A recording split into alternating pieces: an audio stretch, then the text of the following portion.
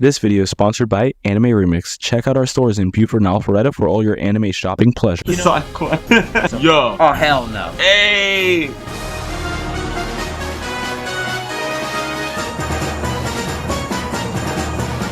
Hey guys, welcome back to These Are Anime Vibes. I'm your host Jofu, and I'm here with Drip Night. Today's episode. We're talking about the very successful One Piece live action on Netflix, which, you know, kind of the best show of all time right now. Look, I'll give Netflix props where it's due. I mean, Netflix actually did. I mean, granted, before this, their biggest though was Cyberpunk Edge Runner. Oh, I mean, literally one of the greatest anime of all time. So hands which down, just got its 1 year anniversary, by the way. So this will be two things in this episode.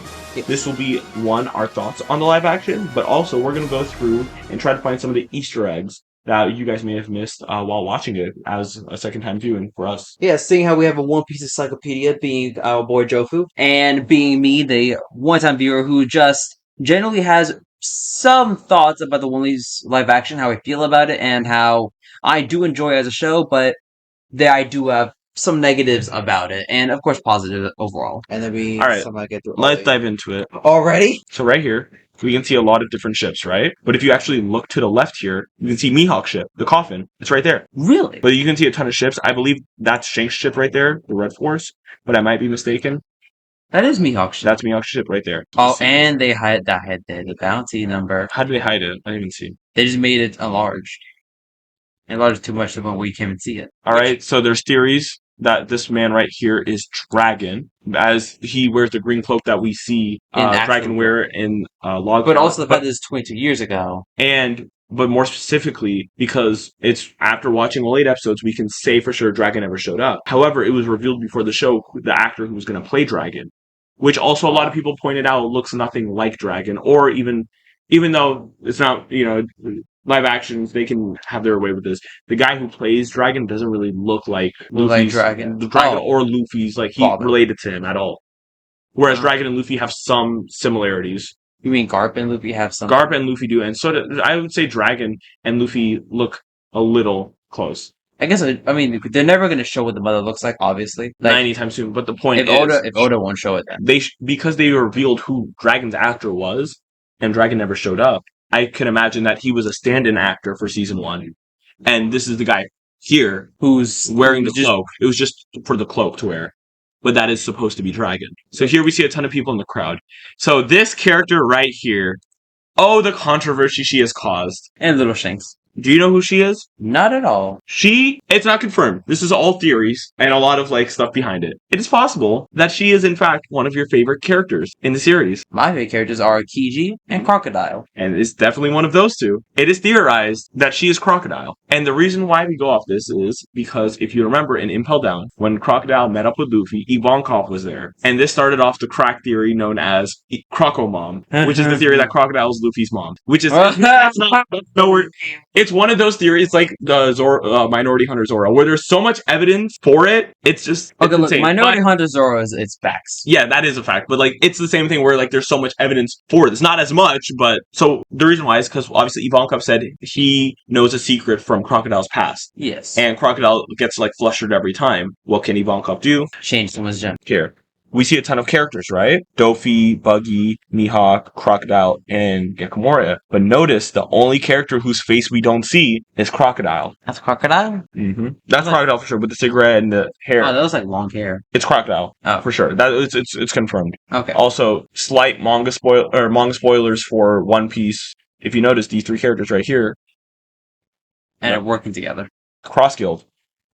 Oh. And so people think Dofi and Gekko might join, which please add Dofi to Cross Guild. That will be my new favorite crew of the show so fast. If Dofi's added. If Dofi and Gekko Moria, especially. If just Dofi, but if Dofi and Gekko Moria, it's the raps. But like these characters, like you don't know. That's Jesus right there in One Piece. That's Denzel Washington. If Luffy can have the Nika fruit, then this guy can have the Jesus fruit. Waiting for that one to come out. So next up, we have this fight. Zoro versus Mr. 7 from Baroque Works. So a lot of people were like, oh, they're just adding in filler for Zoro's introduction. This is canon. It's actually mentioned later on in Alabasta when Zoro's fighting Mr. 1 that he murdered one of their agents who went by the name Mr. 7 who tried to recruit him. And this design is actually a design we have seen in the SBS section. This was the design Oda gave us. Huh? So, actually, if you notice in this scene, if you turn up the volume, you'll be able to hear Banks' group playing in the background, which makes sense because when Luffy meets Brook, he says, I know this song, the one Banks' Brew, which was what Brooks plays, because he said Shanks and his gang used to play it and sing it all the time.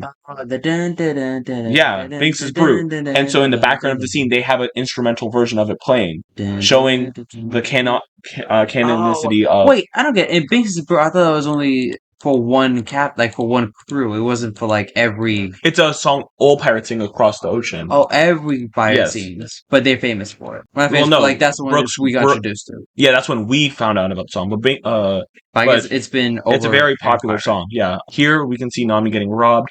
These two actually resemble 1-to-1. So they try to resemble these two. Yo, just save me. That's all she says. So in the background of the scene, you actually can see a few characters that we have yet to meet in the series. One of the ones that caught my eye the most was Django, because if you guys remember, Django shows up during Syrup Village as one of Kuro's like main people helping him out to try and steal Kai's inheritance.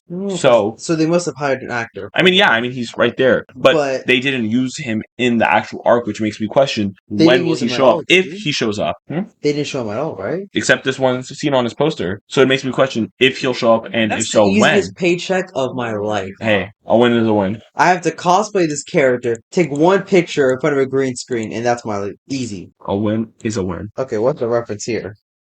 Buggy's just him. We see The Bogart, champion. who is Garp's right-hand man, who, fun fact, has never been officially named in the manga, only in the anime, in one of the episodes where they show Kobe and Helmeppo's training. They mention Bogart's name in the credits of the episode, which was where he was first officially named in the In the series credits. of the anime episode, because they never named him in the manga. It's still, to this day, I don't think he's been officially, besides like Oda. But Oda must eventually have did. named him here. Well, yeah, I think he has been officially named in the manga now, maybe in an SBS, but in terms of the actual chapters, I believe he has yet to be named. Has he just been drawn? Yeah, he's been drawn. That's why he's Garp's right-hand man, but he was never named. Where was he during Marineford?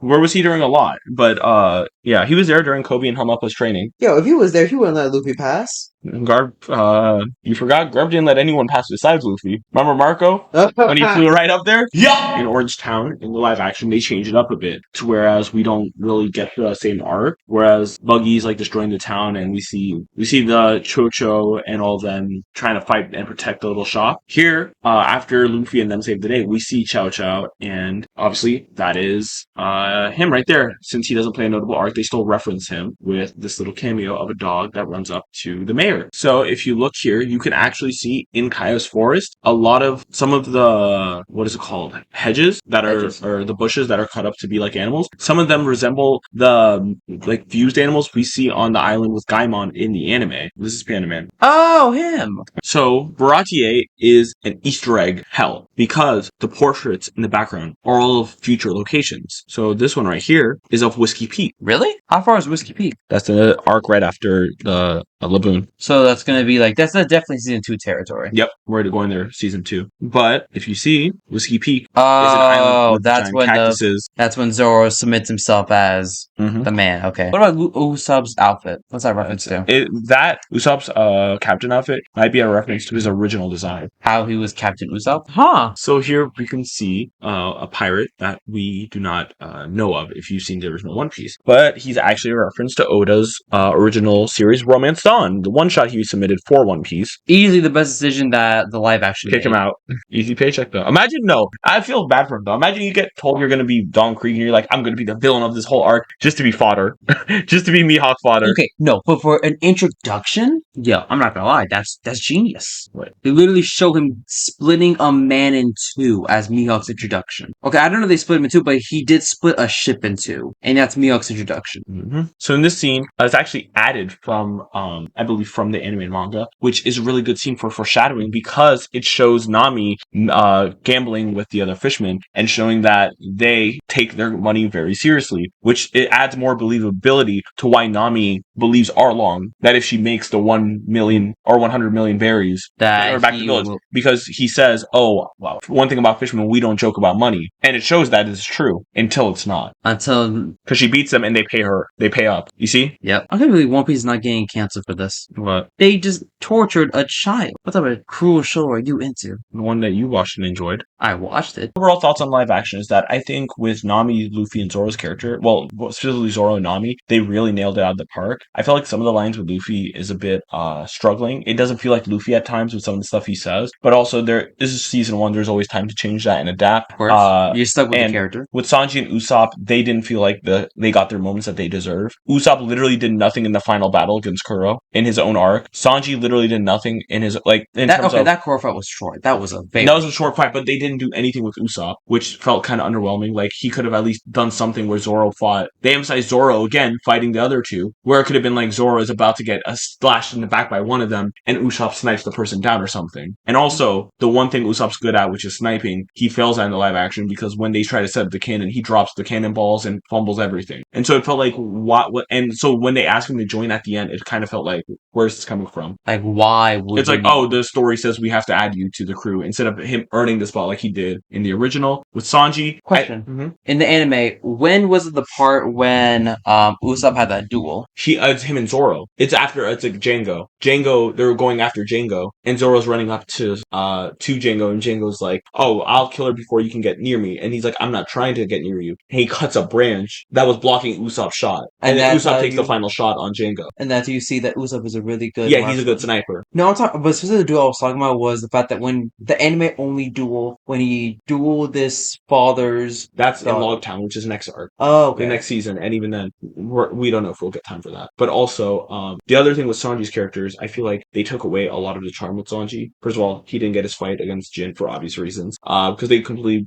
took out all of Don Krieg's stuff. But the big thing I wish they changed was when Luffy asked him to join the crew, because when he sees Sanji, he's like, "Hey, can you join my crew?" And Sanji's like, "I'm good." Whereas in the original anime and manga, Luffy sees Sanji cook for Jin first, and he wants him to join not for his fighting skills, but for his kind heart and how he cooked for Jin. But in the live action, they show him stopping Full Body and the other pirate From fighting, and then showing his ability to fight. And then afterwards, Luffy's like, "Join my crew." I wish they showed him cooking for Jin, and then was like, "Hey." The one part I disagree with is when you said that Sanji has no charm. I feel like Sanji has a lot of charm. It just he didn't get moments. Usopp had no charm. Usopp's actor was great, and he Okay, played the he character. had Riz, but not charm. He played the character great with what he was given, but it felt like the story itself didn't give him moments he deserved. And with Sanji, it felt like the actor nailed it out of the park, and they got Sanji's charm. I misworded myself earlier. They did have his charm, but it felt like a lot was lacking with his character in terms of like what they could have done with just a few simple changes. If someone asked me right now what is the live action Sanji's motivation, I wouldn't really know too much. Like, sure, there's the all loop, but like that's still not enough for me to like describe his character.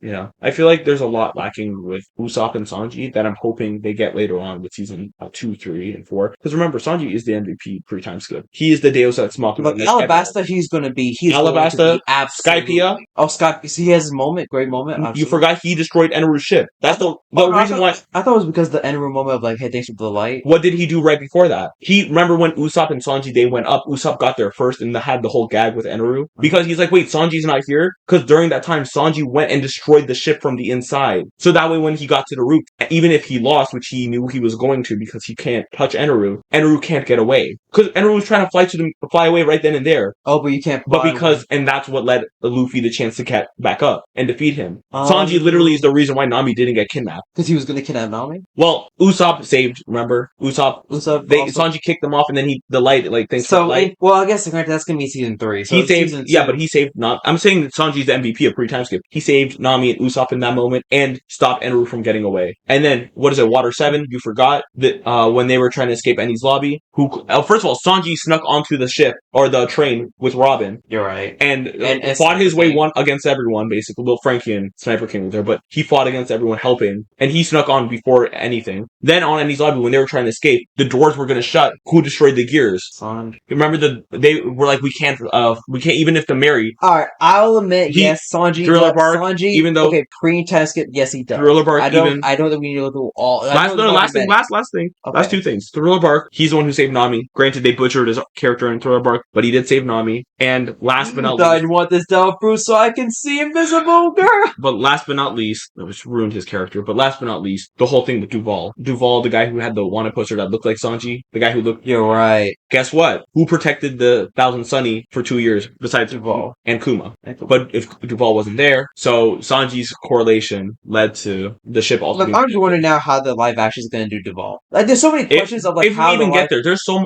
I think that's something that could get cut because what does that really serve? With One Piece live action, this is like another 10 years or 20 years. Yeah, which Zoro's actor did say he's dedicated for the next 10 years to play Zoro if they want him to. Hey, so but unless any of them do anything, the thing is though they're all in their late 20s except for Inaki, Luffy who's like 20. Oh, I didn't realize. They're all in their late 20s, which means when they get older, they're going to be in their 30s. Like they're old. Oh, damn! Literally, at all the main cast, all like Zoro, Nami. So age is their one weakness, right? Yeah, now. but Luffy's 20. Makeup, at least. They got Luffy's literally like almost 10 years younger than everyone else. So because they knew that's the poster child. That's the one we have to keep young and smiling. But overall, I did enjoy the live action. I think it's a success, and I think it has a chance to make other live actions in the future. Have some faith in them. I don't think it's going to give me faith in live actions. I think it's just going to raise the bar for live action, meaning like, hey, other companies, you can't beat tech and shit. If this failed, no other live action would ever get made. No other live action that wouldn't be just an immediate cash grab. Okay, yeah, because this live action will still be made. This like I think gives people faith. They're going to make a JJK live action. That's like no doubt. If you know, you know. But I don't think they're going to miss the opportunity to make a JJK live action. But at the same time, there's now faith that it might be good. It's not saying it will. Faith. I think there's people. No, but I think this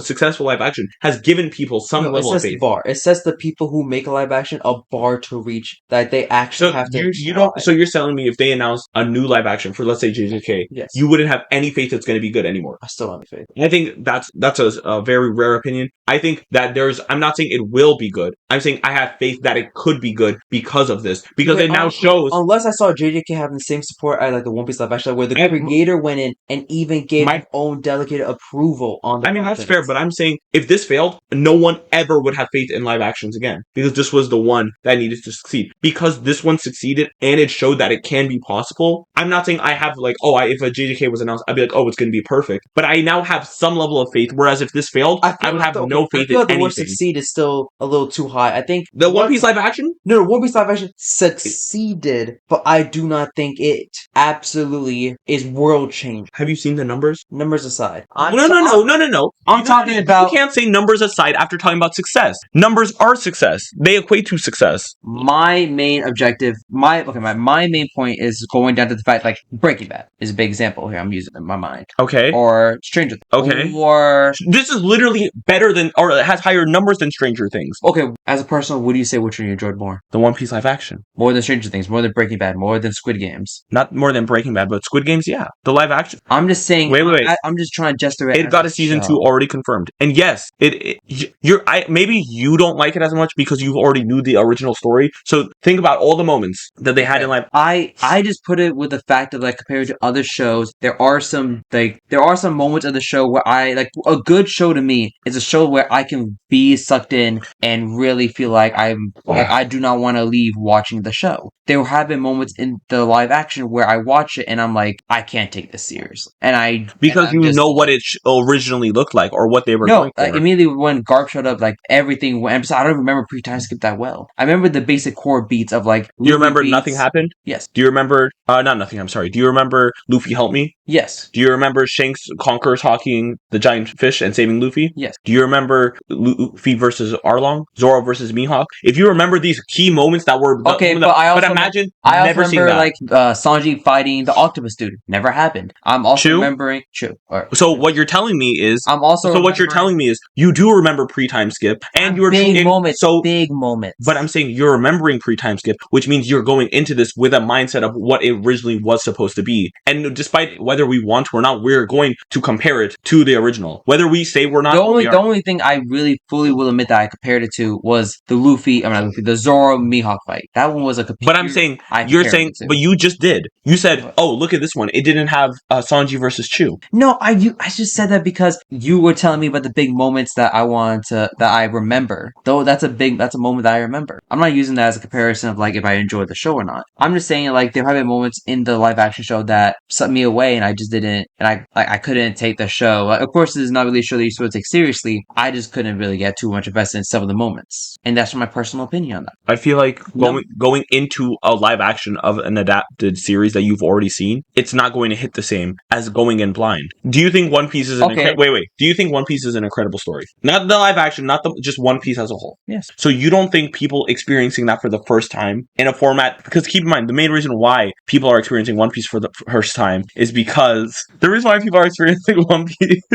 I'm a man. Look, don't show that. You edit that out. You edit that out. You edit that out.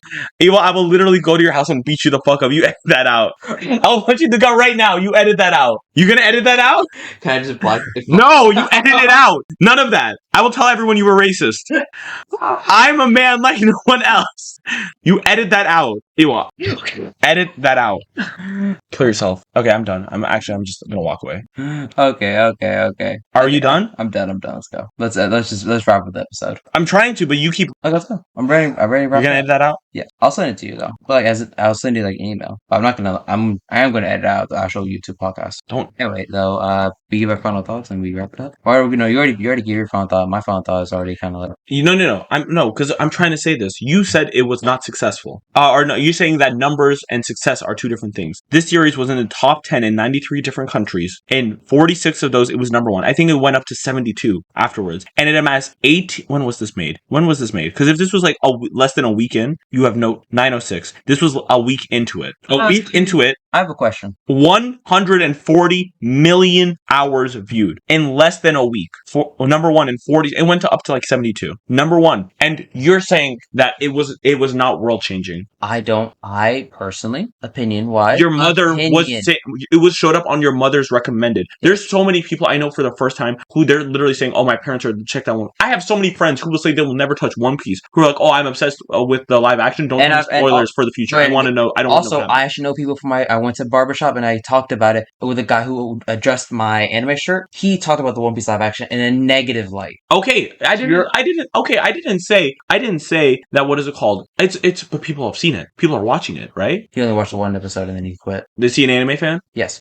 Okay, a lot of anime fans. Guess what? I'm separating this. This is a successful series, and it is world changing because for the first time, I never said it didn't succeed. I said no. You said it didn't change the world like Stranger Things and Breaking Bad and stuff, and I think I disagree heavily. This series is breaking numbers. It is. If you are saying it's more successful, I'm saying it is more successful than Breaking Bad, or at least very least Stranger Things, based off the numbers alone. It is more successful. I want to give it time to see will it stick around. I'm saying in terms of obviously in 5 years from now it might not be. I'm talking about right now. I'm probably 5 years, probably season 4, season. I'm talking about right now. Season 2. I'm talking right now. It is succeeded and it is world changing because not only has it broken every number on Netflix's series, it is also the first live action adaptation that has been received well. That part, and I get, and it's hitting new numbers, and it's also introducing so many people to the series of One Piece. I'm thinking this: if you have never experienced any form of One Piece, you've never seen Mihawk versus Zoro, you've never seen Shanks saving Luffy, you've never seen Luffy help me, you've never seen Kuro or Morgan or any of One Piece at all. You've Baratier even. It's sad to say that. Even Sanji. It's sad to say because we will never know how. Yeah, we will never. Well, but we are seeing how it is doing.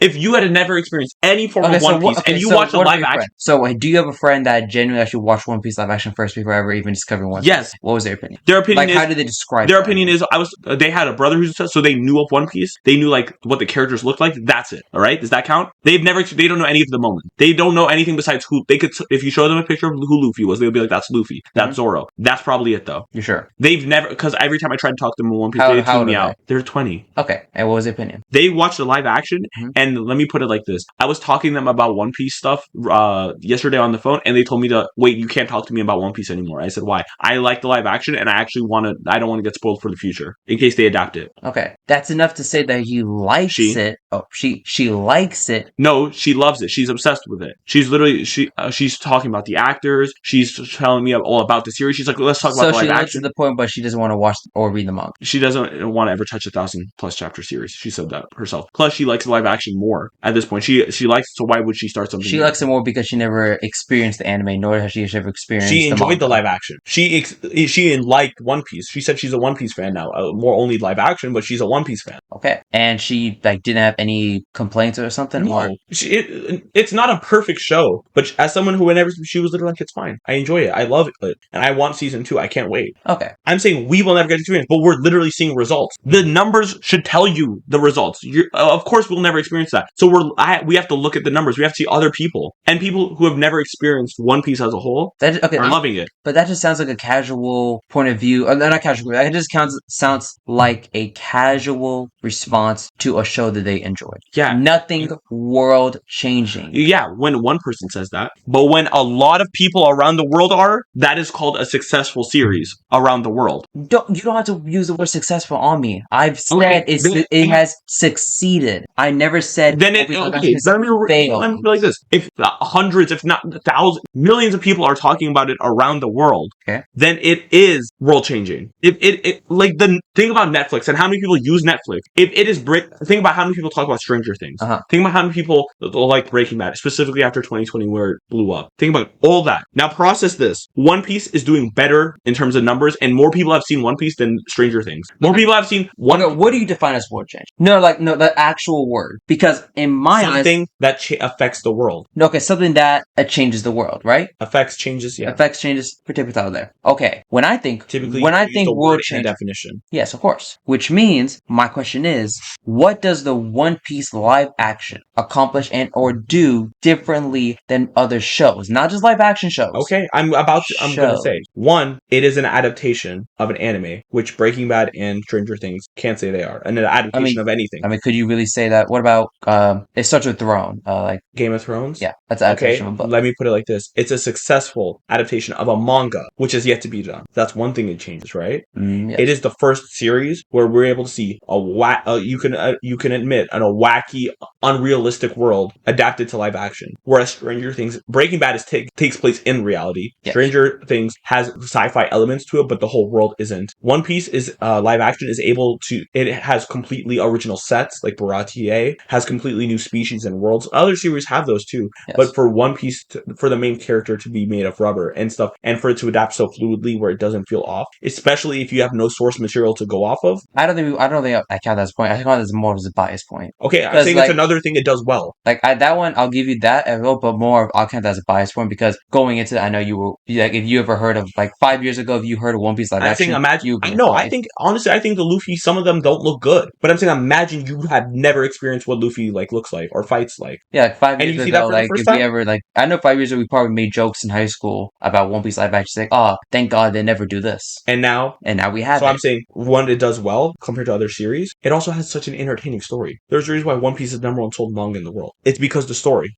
Was it not some parts where you felt like it was a little boring? Like what about the part live action? Yes. Yeah, but guess what? That just happened. For all the elements we love about the original, the anime. Yes. We loved it, right? Like East Blue. I know some. You enjoyed it. You watched it through. You enjoyed it. Yeah. Okay. First, the pre-time I loved it. Okay. Now imagine that for people experiencing. Imagine what you experienced that first time and people experiencing that again. And for the first time, again, I keep emphasizing this. I don't need to. It's done in live action. It's like experiencing an anime level story, but not in anime. Guess what? A lot of people who don't like anime because they don't want to give it a try because it's too cartoony, it's too stupid, it's too childish. Well, I mean, yeah. Now get to experience that amazing story in a format they like and be like, whoa, this is actually really good. It's because they take off that filter of, oh, anime is childish. Yeah, because they always think that cartoon. But if it's live action, it's adult. So they'll get to experience this amazing amazing story in a format where they can appreciate it. Okay. Another thing it does well. Because So basically, your main points have just brindled down to the fact that One Piece is a successful live action. it's a successful show. That's what I'm saying. I'm listing off things. I'm saying it is both. It's a success. But more or less, Successful so live far, action. all your points I've heard is just points to it being a really good live action, which is something I have no debate about. The story. It is a really good live action. If I'm mentioning anime, that doesn't mean I'm talking about specifically. Oh, it's a good it is a good adaptation, which is why it's a good show. Two things can be true at the same time. If it's a good adaptation of the One Piece manga and anime, and you admit that the original One Piece anime is a good story, then that means the live action by default, by what you're saying, is also a good story. You didn't realize that. Not in particular. One Piece anime is good. Yes, no. Story's good. It's a good adaptation. I never read the manga. The live action is a good adaptation of the anime. Well, saying it's not a true adaptation. You literally said it was. You said it was a few minutes ago. It's good. Yes, it's good. You're backtracking now. How am I backtracking? Because you said it's a good adaptation. You're saying all I'm saying is it's a good adaptation. Isn't an adaptation supposed to be something if it's one-on-one, wait. right? Let me repeat what you just said a minute ago. All right. You said all your points are it's a good adaptation, which I'm not denying. It is a good adaptation. Yes. So now when I asked you, it's a good anime, you said yes, and then I said it's a good adaptation. You're like, well, actually, No, okay. Let me finish. now you're Okay, let me finish this part then. When adaptation being the word, One Piece live action succeeded at being a good. I wish I could come up with a better word, but yes, adaptation. Granted, though, they did change some things from the anime, which is I think a welcome change. So fuel. But at the same time, you can't. I don't think it's fair to compare the anime to the One Piece live action because of the certain changes of again with the how it looks and also the. Did they do East Blue? Or I'm sorry, did they do Orange Town? Did they do? Did we find more? No, but guess what? It's still the same story. You're not going to tell me it's literally like Dragon Ball Super and Dragon Ball Super manga. Two different. They both still have the same endpoints, but two different ways they get there. But about the same way, because did Luffy fight? They did all the arcs. The only thing they skipped completely was Gaimon. What? Okay, did Garp come out of nowhere in East Blue to whoop Luffy's ass? They added something which was a what? Welcome change. Okay. So it's just adding to the already good story. Me saying the fact that's a live action, can you really genuinely say it's a world-changing show? I don't have to. I want to hear from you. I do think it is Ewell.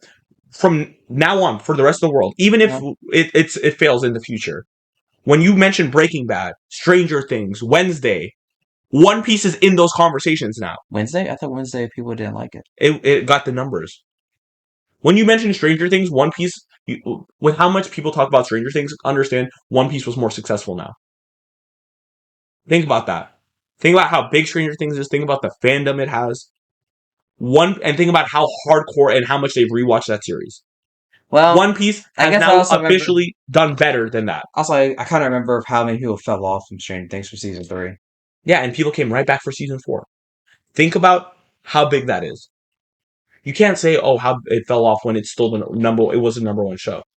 Think about Squid Games and that world phenomenon. That one. That was world changing.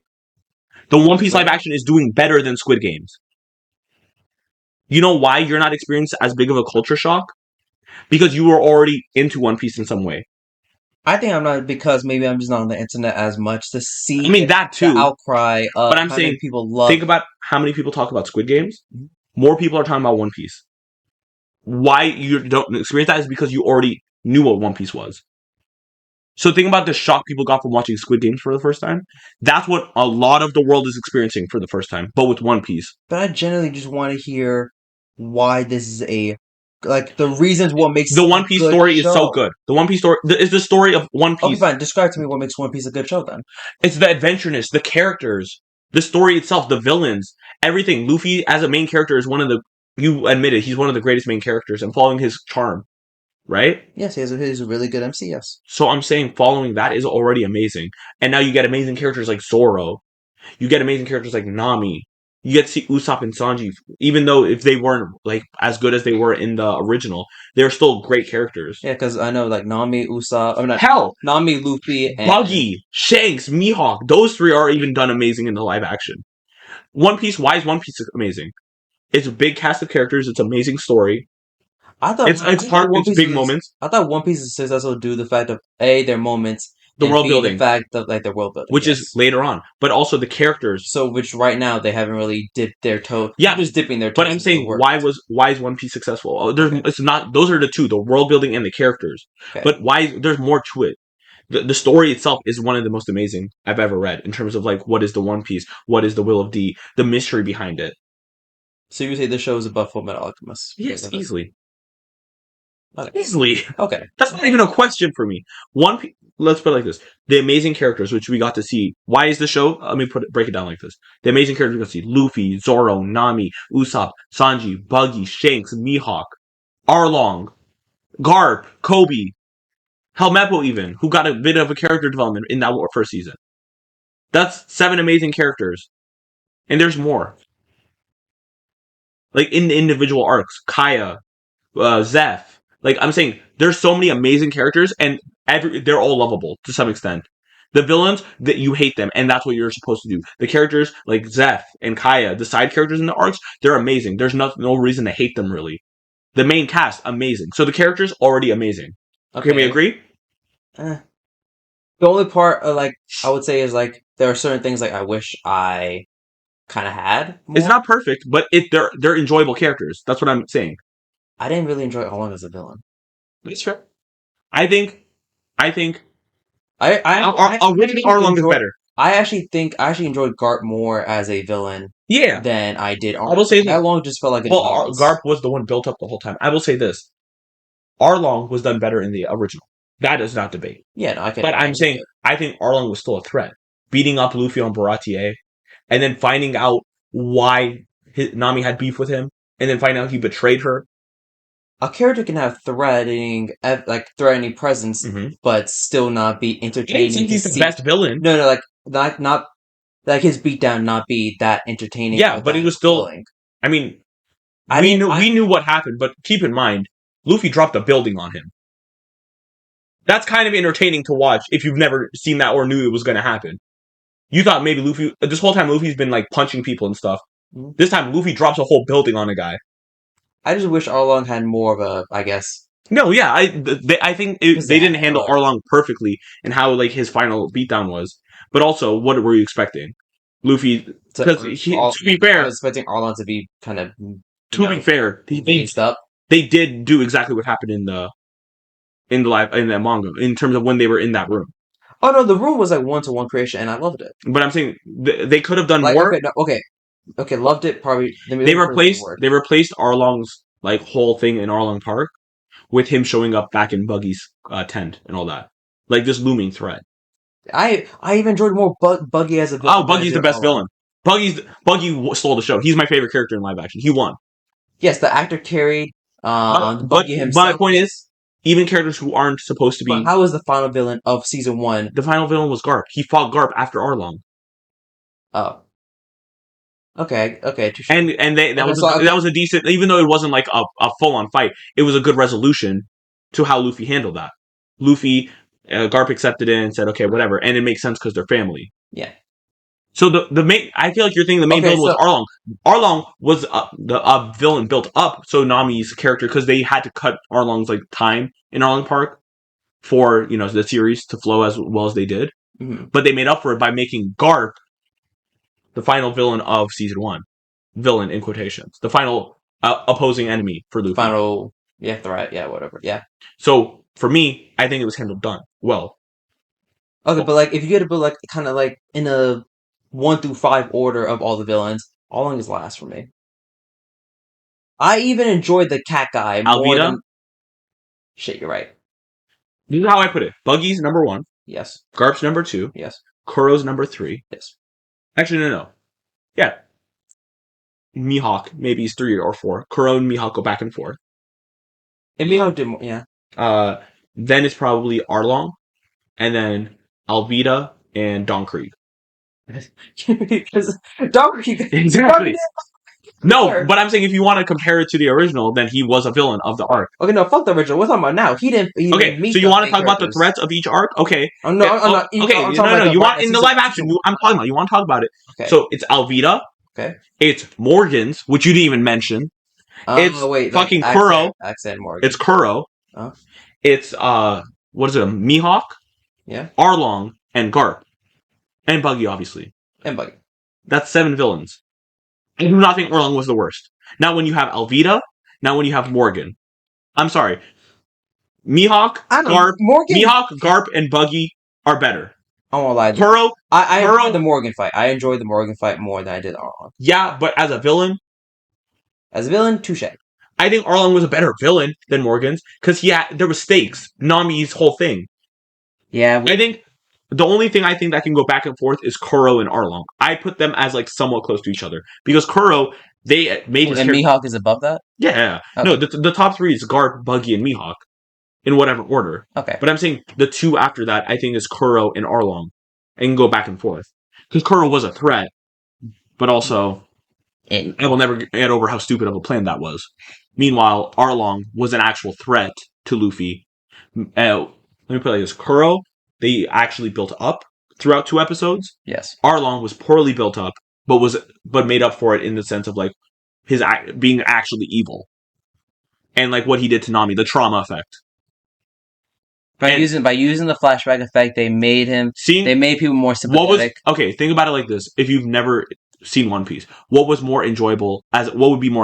Kuro? I can't. Okay, no, I'm saying think about it like this: what would be more enjoyable? Seeing Kuro get beat down after he's done nothing, no real threat to anyone except like try to threaten. He killed Mary. Oh, R.I.P. But like, what would we think is a more satisfying defeat? If I put it like this: a guy who was planning to kill a ton of people and steal their money, but was defeated before, or a guy who traumatized a girl who you've been sticking around with since episode 1 for 8 episodes. Yeah, and I loved him as a villain in the original. No, I'm saying which is a more enjoyable beatdown. I'm saying no, which is more enjoyable. Easy Arlong. Okay, but my point is, they made up for it. The execution, obviously, we can admit the execution was done better for Kuro than it was Arlong. I think Kuro was a better written villain. I think Arlong was a better beatdown because I think Kuro's fight was handled poorly too. Because it was more. I think Luffy versus Kuro was really kind of boring. They poisoned Luffy and he was knocked out. Zoro got taken out how easily and then thrown in a well. And then what is it called? And then they show up and then Kobe ignores Usopp's demands of like help. Okay, and then, Luffy eating the cake. Obviously, that's a Luffy thing. That's a Luffy thing, but like, and then it's like Zoro getting knocked out. I feel as if that one is. It was really, and then Usopp should have been involved in that final fight. I have issues with that, but like, overall, I think Kuro was a more scary. No, not more scary than Arlong. But in terms of like, he felt like a villain. Yes, which they improved on from the original, where he just felt like a fraud. Whereas Arlong, I will understand why he was so threatening. He's a fisherman, first of all. We saw his trade. He destroyed Luffy and Baratier. Yeah, he flipped in the flashback when they showed him flipping the house, and when they showed the people who he was actually strong and menacing. Yes. Then when he rematched Luffy, this time Luffy had a house on his side to chuck at Arlong. So my point is, I think you can't say Arlong was a poor character. I think poorer than the original, yes. But I can't say he was a poor villain. I don't think overall I could take it more seriously knowing the fact the lingering threat of Garp was there. That's kind of what sucked the tension for me. Could you take Morgan seriously, knowing that Garp was around the corner? Well, that's because I knew that. Like, I'm trying to kind of look at it. Could you take Mihawk seriously, knowing that Zoro lives? Do you see what I'm saying? Like, okay, you can't take Mihawk seriously because Zoro lives. That fight, I was like, this is cool. But like, Mihawk, no damage is done. What, Mihawk cutting a whole ship? And Mihawk talking to Shanks one-on-one? No, I'm saying Mihawk. I'm not talking about Mihawk talking to Shanks. I'm talking Mihawk as a villain. Yes.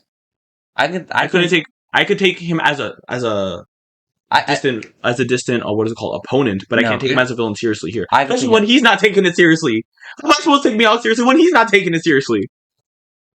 I mean, granted speaking, we already knew he wasn't going to take it serious when we already saw his interaction with Garp, and when Mihawk literally said, "I don't think I want to. I want to let him. I want to let him in the ocean." But my point of all of this is this, because we're going back. Why is it successful? Okay. Right? Characters. This is the whole point of this whole conversation. Characters are well written.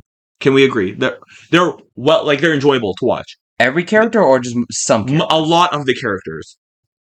Think about it. Like Stranger Things, maybe you got like the main cast. That's it. Whereas in the One Piece live action, you got the main cast, you got the side characters in the arcs, like Kaya and Zeph. The villains are enjoyable enough to where you want to see them get their ass beat, or they are a threat. Okay, Like I will agree as long as you're not mentioning like saying every character was. not every character, but a lot of them are. A lot more. There's an enjoyable cast. More enjoyable than less enjoyable. That's what I'm saying. Okay, then yes. There's a more enjoyable cast than there is. A lot of the characters are enjoyable to watch. Okay. Right? The story is interesting. Luffy trying to go after the One Piece, Zoro trying to be the Great Sword. What the hell's going on with Nami's betrayal? You know what I mean? The backstories. Sanji's backstory, Nami's backstory, Zoro's bullshit backstory, Usopp losing his mom, Luffy's backstory. Those, specifically Luffy, Sanji, and Nami, yes, they're really enjoyable to watch yes. and make you feel for the characters. Yes. So the story, we can agree, is good, right? Okay, yes. It's fun. I think overall, I think Sanji's backstory was executed better, the best out of all of them. It's fun. Yeah. What, fun? Seeing Luffy being this clumsy idiot, like the whole thing about like him drinking the thing, or just being so like bouncing off the other characters. Zoro and Nami taking it seriously, meanwhile Luffy's over here like, let me eat this map. Or like his interactions with Buggy, where he's being tied up and he's just like, oh, what is blah blah blah. It's a funny show. Like you can laugh a bit. It's enjoyable. Usopp's Riz. I don't know. There are some like, parts where I kind of cringed a bit with Usopp. It was definitely cringy. Don't get me wrong, but it's still you laughed at it.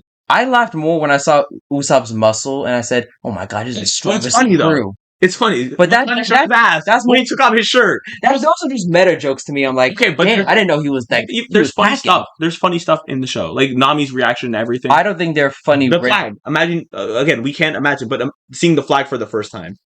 This is our Jolly Roger. We are a pirate crew. Like, and there's Zoro and Nami like, huh? It's funny. There's funny moments. I'm not saying it's the best funny show of all time. No. I'm just saying those funny moments. I just didn't personally find them funny. But because funny moments, you can see why someone would laugh. I'm saying reasons why this show. Okay, but when you say funny moments, do you mean funny moments as in like it was purposely added in there, or there's lots of both. Funny moments like both. There's meta jokes in there, but there's also funny. There's actual funny writing. Usopp's Riz was funny as fuck. You can't lie. It cringed me a little bit. No, fair enough. Some other the wanted poster scene when Luffy got his wanted poster, Usopp was like, "It's me, I'm a wanted man." That was funny. I found that funny. I found that funny. Just seeing. I'm just seeing so many TikTok dances when you see them. I'm seeing Jacob's reaction to that because I'm thinking of more of like Luffy's obviously the center here, and then Usopp immediately like finds his fucking picture. He's like, "That's me, guys." I found that funny. What is it called? A lot of the stuff just what is it called? Helmeppo, his ass out. Oh, okay, yeah. No, when Zoro walked into the room, okay, fine. I almost forgot about that. When Zoro walked into the room and Helmeppo was holding the sword. Buggy's whole character. That made fun of me. That just made me intimidated and actually love his character. Yeah, but I'm saying like what is it called? Those shit for heads or whatever. Remember the line he said? There's funny dialogue in there here and there. I'm not saying it's peak comedy, but I'm saying there's stuff that gets laughs out of you. So it's funny at times. At most, I'll probably get a chuckle, and of course, that Zoro scene made me absolutely laugh. I'm saying there's stuff that gets people, especially if it's the first few episodes, right? Okay. Yeah. So and also it's interesting, the world of pirates. Seeing what is it called? The way they ended a lot of the episodes. Buggy sitting in the chair. You want to start the next episode. Seeing Luffy, you'd be like, "That's my grandpa." Like how? So you're saying like they had good cliffhangers for each episode. Zoro being defeated by Mihawk. Is he gonna live? Is he like what's gonna happen? Then the next episode end with Luffy losing to Arlong. I know we just literally watched it. No, because it was episode 5 was Zoro fought Mihawk and lost. Episode 6 ended with Luffy losing to Arlong. Episode 7 and 8 were Arlong Park. So ended 5 and 6 ended with camera's dead. How long have we gone? It's 8:30. I have to go clock out. But my point is, wait. Okay, before you let's do the outro right now. Let's say this then. My point is overall. The characters, what is it called? The show is successful, and it is world-changing. And I think that's not a real debate, looking at the numbers and how enjoyable and how many people are talking about it. Whether it's good or bad, there's a lot more good than there are bad. And a lot of the bad is coming from former anime fans who expect, to be honest, they're allowed to have criticism. Like I said, I didn't like some of the stuff with Usopp and Sanji, but a lot of that people not liking it are former anime fans who, if I'm being honest, I feel like expected it to be one way when it expected it to be look like an anime, which is impossible without hundreds of millions of dollars CGI. Yeah, like Avengers level CGI. Yeah, you can't expect an Avengers level CGI to come out. especially from the story of One Piece. Overall, those are our thoughts. You guys let us know what you think. If you agree, if you think we're wrong and One Piece live action is actually not successful at all, please let us know. I would love to hear your thoughts. And please also tell us by any chance if you think there's a better live action. We will honestly We'll check it out and we can review it. We'll check it out easily because I'm interested to see like, is this really the best live action that's ever been created, or is there secretly live action we never heard of? Like the Mob Psycho one's good. It's on Netflix. See, like I just learned right now, I didn't even know there was a Mob Psycho live action. I think the One Piece. I'll end it with this. I think the One Piece live action is the best wacky anime live action that we ever got in terms of like how wacky it is. Like for example, Dragon Ball. Like that would be wild because Piccolo and like Kamehamehas and stuff like that. Evolution's good. But my point is, and then you look at like One Piece and how well they translated it for what it is. I think. Yeah. Meanwhile, like Mob Psycho, Death Note, Cowboy Bebop, there are more like there's still elements of it that are like out of this world. Yeah. But they're more like grounded. It would, in theory, it'd be easier to make a live action of those shows. Look, I really do think the execution for One Piece live action has never been done before, and truly is a remarkable, groundbreaking rule for anime live actions all over the world. I just also, what my personal opinion is, I need to give it time before I can really truly say that this show is world changing, because I feel that's such a big title that the only way to really kind of cement it in my eyes that it's world changing is to give it time and see how it is after maybe a year once this show is fizzled out into the world more. That's my opinion. Hate it or love it. That's just how I feel personally. I completely disagree, but let us know what you think in the comments down below. Thank you guys so much for watching, and we'll catch you in the next one. Peace.